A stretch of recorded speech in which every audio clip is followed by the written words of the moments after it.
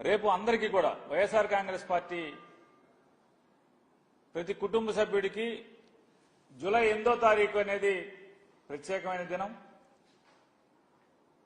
ఆ రోజు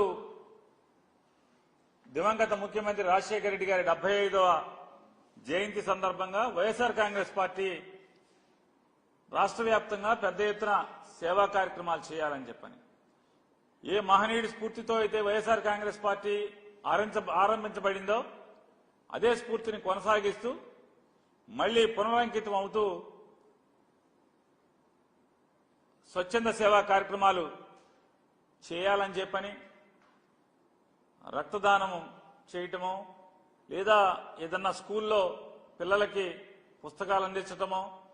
ఇలాంటి లేదా ఏదన్నా కాలనీల్లో లేదా రహదారుల పక్కన చెట్లు నాటమో ఇట్లాంటి సేవా కార్యక్రమాలు